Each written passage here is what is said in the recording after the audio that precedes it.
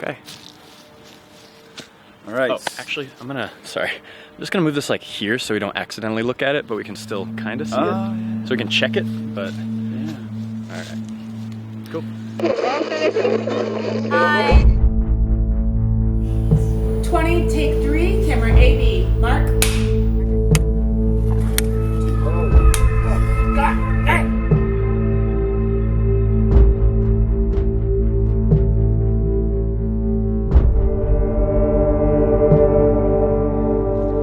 Hey, so we're here at the international premiere of The Endless in Neuchâtel, Switzerland. So we thought this would be a really good place to do our interview. Yeah. And I'm Aaron. I am one of the filmmakers and actors in the project. And I'm Justin, and I'm also one of the actors, one of the makers of the project. It's probably fairly obvious you just saw the movie and you're watching this behind the scenes, but here we are. Time-wise, when did we decide to do this? Because remember, we were sitting in your living room of your old place in West Hollywood. Yeah. And so we decided to do it, came up with the premise, and I called you up, I got lists of ideas from you. Put together a little synopsis of things. I asked you, what kind of stuff can you do? Mm-hmm. Was thinking about stuff I can do, which is very few things. It's like lift things and swim. Yeah. And yeah, you're all right at writing. And yeah. By basically affirmative action, you got put into this film. Yes. As an actor. Yes. Oh, actually, it goes back a little further. What's that? The UFO cult comedy. Oh, that's right. So we had started to shoot like a sketch comedy that we'd shoot on the road, literally with this camera, while we were touring the film festival circuit with our last movie, Spring.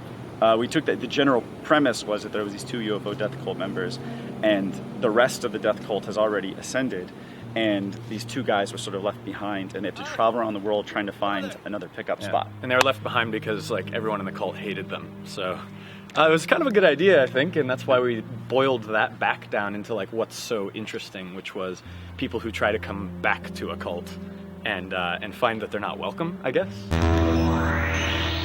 You might not know that there's a little bit of a secret with this movie if you haven't seen every movie we've made, but The Endless exists in the same universe as our first movie, which is called Resolution.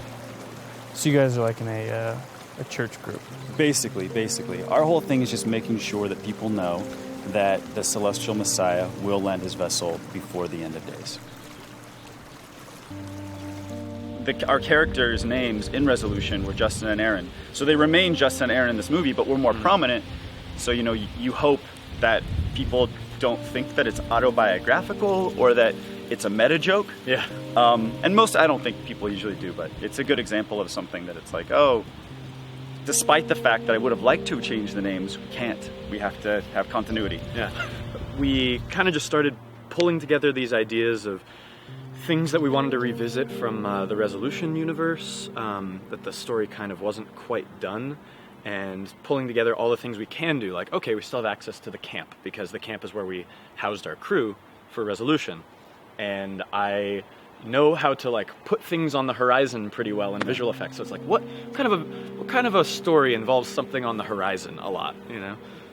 We made a list of stuff we wanted to be in this movie, and we had the constraints of like, okay, we have to use these locations because this is what's available to us, and this is what's nearby the camp we could literally all stay at. Just lots of practical concerns, which is interesting because it's sort of analogous to like, oh, if you go make a studio movie, it might be like, hey, you know, this scene has to have this toy in it or whatever. But like, it's like, you know, you always have to work within like these like constraints, and I think that in independent film, the financial limitations and the practical limitations, they truly do almost always make it better. Yeah, no, it's true. And it keeps it kind of focused. So we were trying to raise the financing ourselves while writing the script by directing music videos and stuff like that. Yeah. And then I gave the first draft of the script to you a month later, and then we developed it further. Like, how many drafts did we do? We did like 6 drafts? Yeah, 5 or 6. 5 or 6. Like that. Yeah. And actually what's funny is one thing that we did in the last round of script notes, we send it out to just a few people at a time and just see what the major problems are. That's how we develop outside of ourselves. And the last one was we tried to get complete strangers who have never heard of us or Resolution. And all we did for the notes, we get on them on the phone and we just say, repeat the story back to me. And just make sure that they could understand it without having seen Resolution. And it turns out that worked out great. And then we gave it to Dave. You boys remember Dave, right? Hey. While I was writing the script, the character of Smiling Dave was born because Dave was working on another movie called 68 Kill, and he had to remove a dead boar from set in New Orleans, and he sent me a picture, and he was holding the dead boar like this. And then I was like, oh, and I thought it looked like really creepy, so I wrote in Smiling Dave, and Dave was like, hey, I think I could probably, just go out to some traditional independent film financiers and probably get someone to finance it, but let's at least try. Yeah. And we had never had any success at that. Our first movie was self-financed, Resolution, and then our second movie, I'm pretty sure every single human being who was working in independent film finance at the time had rejected that movie, and then my family ended up paying for it. This movie was like the first time the script went to some financiers, and several were interested. Aaron and I had just written these articles, and in those articles we wrote about how tough, independent film financing is and how we've never actually gotten it. And then I get a message like 2 days later. We have a Facebook chat with me, him, and Dave, and I get this message. It's just a screenshot of a message from Reddit, and it's Justin. Justin received a message that says, "Hey, we read your article, and we're a young company, we got some film financing. We'd like to just take a look at what you've got next." Yeah. And that turned out to be Thomas Burke and Lial Name and the Fafs, and they read the script on Friday, and money was in the bank on Monday. One of the most incredible things I've ever, the most incredible leap of faith I've ever seen. So. Yeah. Today we got money from somebody to go make this movie, so we actually get to get paid. Hell yeah! Cheers. Eye contact, everybody. Clink. I got you. Drink it. And it was with the same, creative dynamics that we always had, where it was just like, you can go do the thing you do. Yeah. You have no... And Tom and Liao still, they were on set. They're extras in the Yeah. movie. They pop up in the background. You know the scene when the rope hits the ground?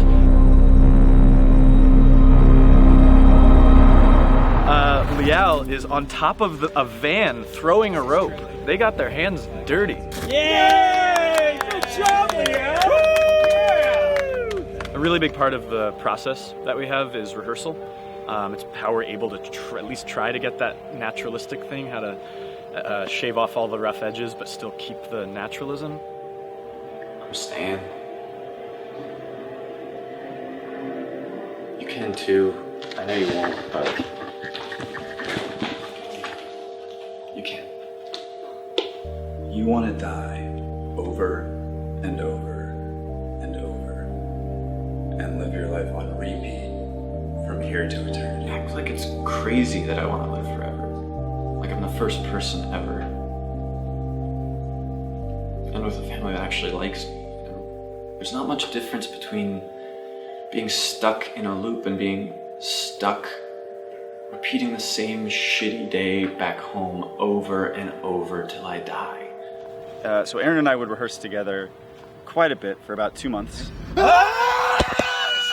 And then once we were feeling pretty solid with our parts in the film, around that time we started bringing in the supporting cast alone, just 1 or 2 days at a time. Wait, so you're not part of the camp, you're just staying? To get every scene with them the way that we wanted it and we were happy with it, and making new discoveries of things that weren't in the script, and also just having time to speak to each performer individually and talk to them about, a really elaborate backstories for every single character. Mm-hmm. Yeah, the impact of the backstory is quite large. Things that are almost impossible to know until you've already stumbled on them. Like a good example is the character of Anna, played by CALLIE HERNANDEZ. In rehearsal, we found out that she was not actually a love interest for me.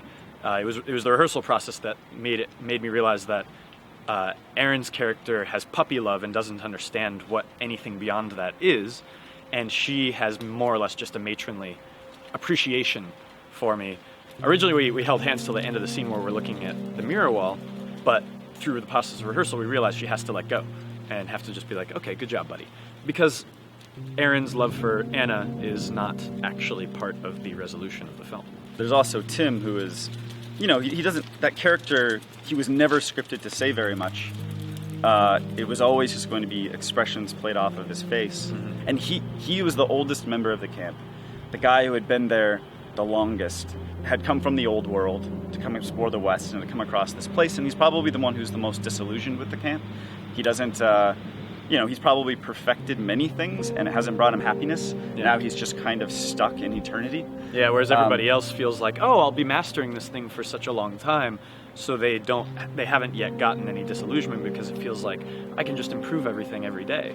And then Tim already realizes that once you improve something to perfection, you're still dissatisfied because being human is to live with dissatisfaction. It was always planned that Tim would be, a very major character and would be a foreboding presence and would be a very mysterious character and make you feel uneasy. But despite the fact that there's not many lines in the script, he would always be there. And Lou Temple, he asks so many great questions every day, actually. Yeah. And we had several very long conversations with us, and you can see how all of the answers to those questions and all of those conversations, they informed every little nuance in his performance.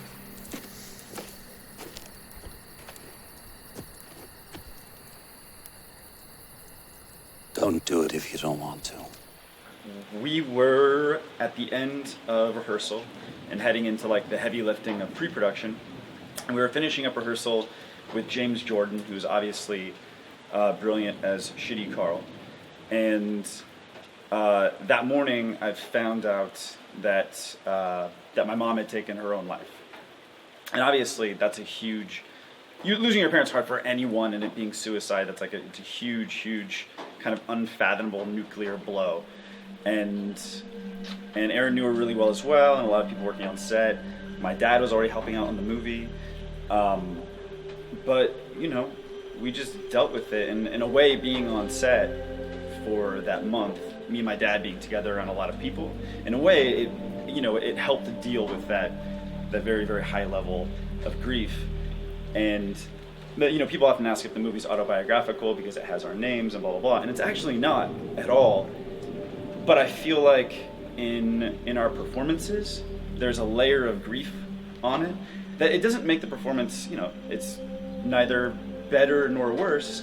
It's just it's a quality of the performance. It's the tuning fork different, which is the way I like the way you put it. Yeah.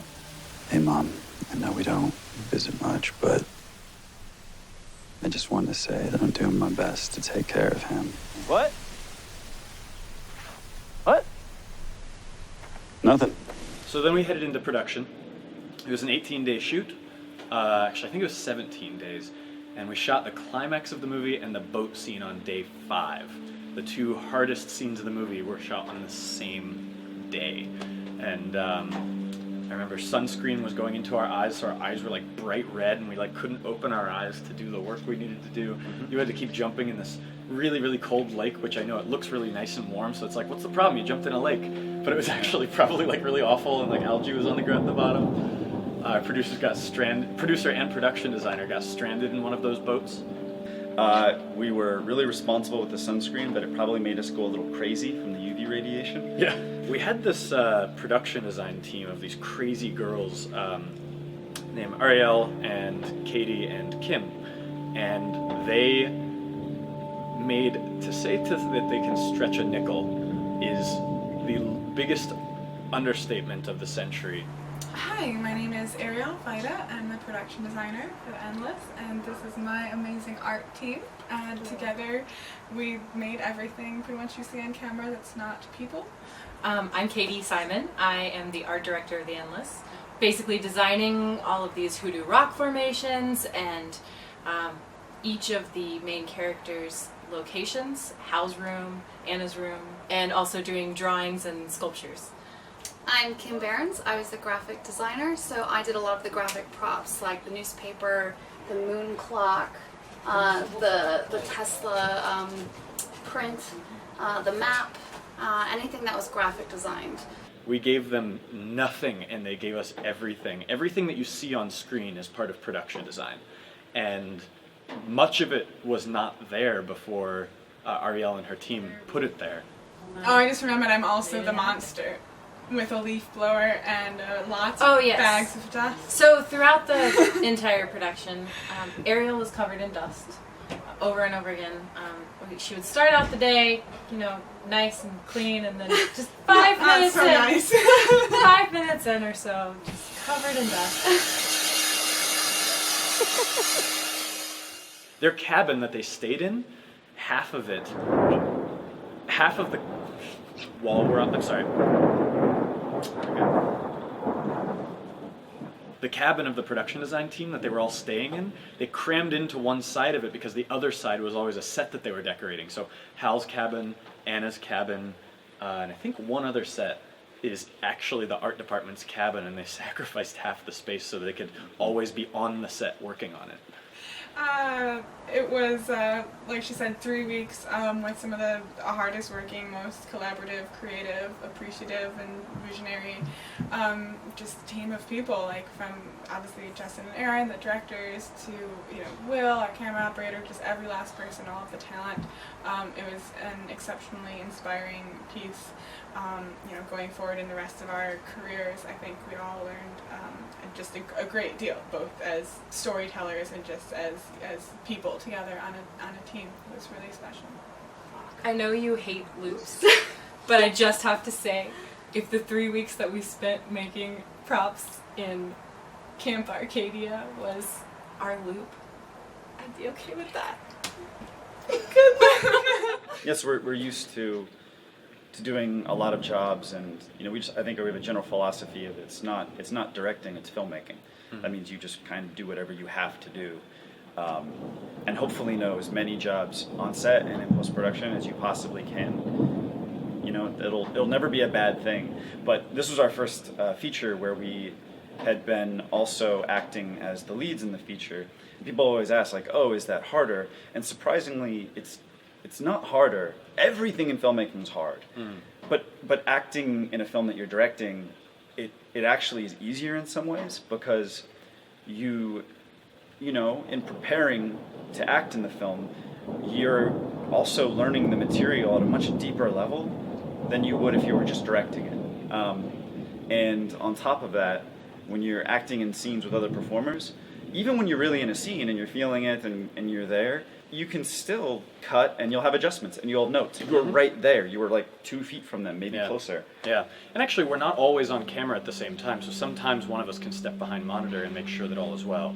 On the last night of shooting, we'd always planned to get this final shot it would only require just Aaron and myself and someone to hold the camera, and that we would drive from where we were shooting in East County, San Diego, a little town called Descanso. We'd drive from there to the Borrego Desert to get a shot with this giant dragon someone built out in the desert out of like rusty metal. Yeah. And that this would be like one of the culture of the loop's interpretations of this massive, scary antagonist. And we finished shooting. We pound 5-hour energy drinks, get in our cars, which don't even work at that point. And the sun's rising, and we're driving from the mountains into the desert in San Diego County, which is just a gorgeous drive, like spiritual looking. And being on set and being in production, it's so much fun. There's also the feeling of the weightlifting of like, oh, we did it, we're done. And we knew that we had made a really good film. We felt really good about it. Everything had worked out. And we're just driving out this gorgeous setting out to the desert as the sun's rising. And it was... I think like Lord of the Rings was playing in the car or something like that, or like Dead Can Dance, and our face just caked with like sunscreen and dirt, and we're just like laughing, looking at how beautiful everything is, and we actually like did it. Appropriately, it's now thundering and raining horrifyingly behind us. So. All right, so we are still in Neuchâtel, Switzerland. We have had to change location several times because of the weather. And if this holds, this is very beautiful. And that would be the Swiss Alps. Yes. But that is a Swiss hurricane. Yes. And we just survived the Swiss hurricane, but we have found a spot where it seems like we'll be okay. And if you see a tornado forming behind us, please just make sure to let us know. Okay, so we wrapped the film. Yes. And we entered into post-production, which is all of the editing and the visual effects and the sound and all of that. So editing came first. And the way that we edit our features and basically everything, is that there's 3 editors. There's me and there's Aaron, and there is a great dude named Michael Felker. Hey everybody, my name is Michael Felker, and I am the editor, or one of the editors. Let me take that again.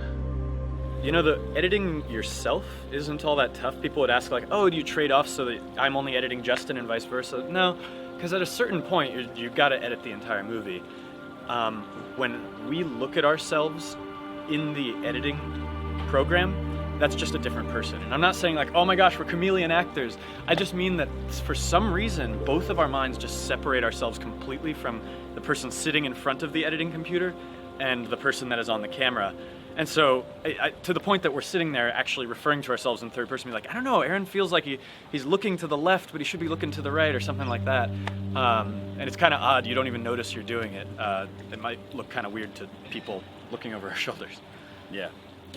So the visual effects of the movie were mostly homegrown. I was the visual effects lead. It had a team of 2 other people. Actually, one of the people, Erica Chan, is also our assistant camera woman, and she decided to learn visual effects just to help out.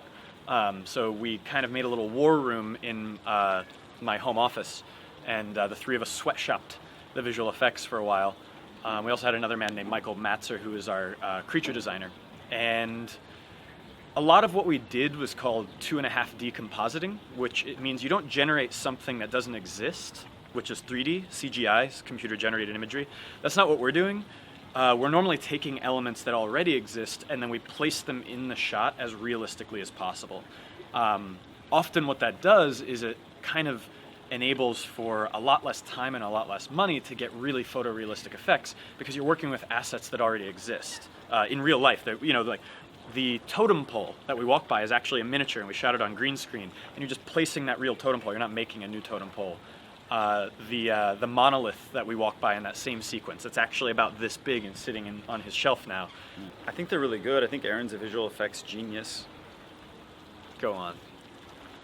I like the cabin that flies away at the end on the horizon. Yeah, that was cool. So, after many cuts and lots of notes and lots of feedback from people, we lock the edit and we go into sound and music. Hey guys.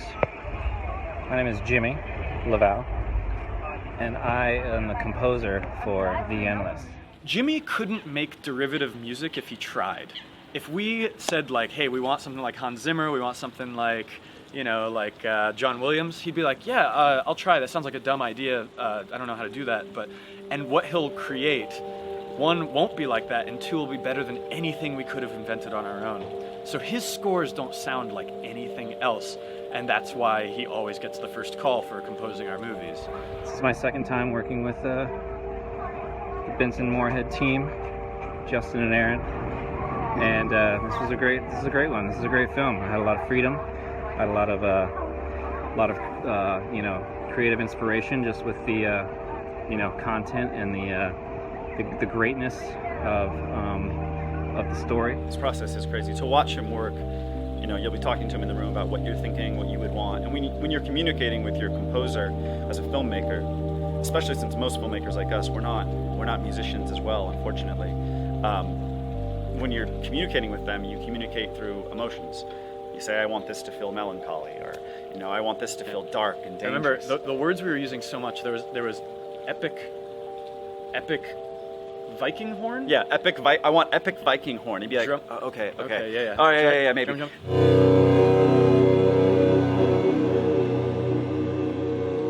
Old ancient power.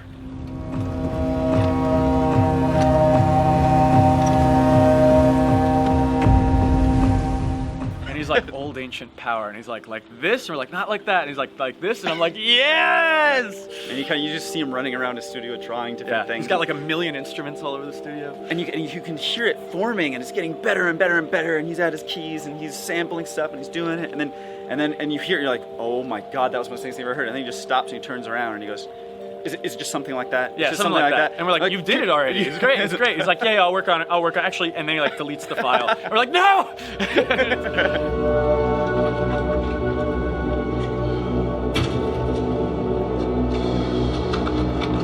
And And what he always ends up with is something that now ends up on my Spotify playlist. So yeah.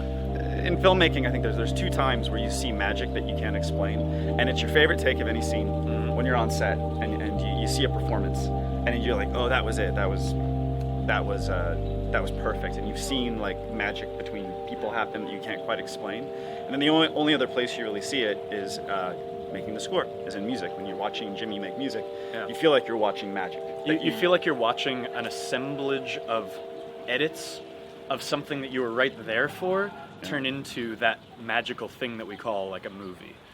And then moving on to Yael Dooley. Hi, I'm Yael Dooley. I'm the sound designer and re-recording mixer for The Endless. Sweetie Lugs. Sweetie Lugs. He's got. Wait, no, it's a better nickname. Oh God, it was Lug Nuts, Lug Holes. I usually get involved in the script process and start to sort of wrap my brain around what the objective of the movie is and how things should start to sound. Magic lug holes? Yeah, it's like magic lug holes. Lug yeah, holes are ears, by the way. Yeah. Sorry. But the process from start to finish is kind of the way it's been for the rest of the movies that I've worked with Justin and Aaron on. He is basically our third director, and yes, the title is re-recording mixer, a very unromantic sounding thing, but the man does. So he works with a team of people, but he does a lot of that stuff himself. His dirty little lug hole hands are all over everything. Yeah, a movie isn't anything until it has the sound in there. It genuinely just feels like a home video, and you're just like, man, what is this amateur hour garbage we're doing? And then Yael gets his hands on it, and it starts you start feeling every footstep and every crunch, and the wind is in every speaker, and you're in an environment, and he puts you there. All I ever wanted was... The most difficult parts of it were a lot of times the sound design. We were creating sound design for, or sounds for a monster essentially that does not exist and doesn't really have a physical form, which usually is what creates a sound. I think this, out of all of the films we've done and all of the projects we've done with Yael, this was the one where there were particular sounds, like for example, the sound of the loop reset. They took the entire process of designing the sound of the movie and getting the sound done to get them entirely right. That is to say, usually we have these sounds worked out in earlier edits, we had them to temp in or like something, but I mean, this was like down to the wire where like we couldn't all figure it out collectively until like almost the final mix. Yeah, which is really frightening because the sounds in the movie give information. You know, like whenever you hear the sound of the monster thing, and if it's not the same sound every time, you're like, well, what is that? Or if it doesn't sound like a thing that could be all over the place, then you can't judge if your movie makes sense. And the same thing with like the loop reset, where it's like when you don't know, if you don't associate that sound with the exact same thing every time, we're working with a new mythology and nobody knows what that's gonna be like. And so people are like, wait, did a loop reset or did he just disappear? Or wait, is this just like a surreal art film or something? And getting those sounds right was so important because it made the movie make sense. I'm proud to be a part of the project, and I'm proud to still be working with them as much as I have been. So the film had its world premiere at the Tribeca Film Festival, and then its international premiere at the Neuchâtel Film Festival, which is where we are right now, and why we're recording it here, because it's so beautiful. And the film deals a whole lot with the idea of you are going through a cycle and repeating history. History will repeat itself unless you take very difficult and potentially like violent action against it, right? Things that make you uncomfortable. For example, if you let your brother dominate over you and you never say anything, it's just going to keep on happening. Saying something's very uncomfortable and it might ruin your relationship, but hopefully it'll just change it. That's the idea of the film. It's cool that the film is having a similar life to our first movie, Resolution, because it also premiered at Tribeca and international premiere at Neuchâtel. But it's also much bigger and better this time, and it feels like there's an established history. And so in many ways, we've broken out of the cycle, whereas making the movie was a response to feeling like we were in a cycle of not making movies and hoping that the money would come or something like that for something much bigger. So there was a bit of a comment on how we were feeling at the time that seems to have come, if I may be so cheeky, full circle. Yeah. You know, in filmmaking, after you've made one or two movies, there's often this pressure on the filmmaker that that in order to have progress, you have to go do something that's really big or in scale, that is a lot more expensive. It's the budget question of like, you have to go do a much bigger budget thing than your last thing, and that's the goal, that's the aim. It feels self-imposed too. You feel like you have to do it, or you feel like you're treading water in a way. But with this movie, it just felt like we probably, to most people it seems, we made a better movie than our last two movies, and that's really what the target should be. It shouldn't be make a like, better movie. It should be make Not a better bigger movie every time, not a bigger one. Yeah. And now it kind of, once he wrote the script and it was actually real and tangible, it didn't feel like a little side project we were doing while we were waiting for everything else to happen. It felt like, without a doubt, the most important thing for us to work on right then. And in many ways, it was therapy. So, yeah, that was very nice. Hey, if you're watching this, we actually really like to talk to people that enjoy our work. So don't feel shy or awkward or anything. We're not going to get mad. He's not going to do that thing that he does whenever he gets around social media that the police keep telling him not to. Just contact us. We're on Facebook and Twitter and Instagram. I'm at Aaron Moorhead. I'm at Justin H. Benson. And hit us up. We're way too talkative. Just stand here and create lots of footage that Kevin has to just look just at. Watch. Yeah.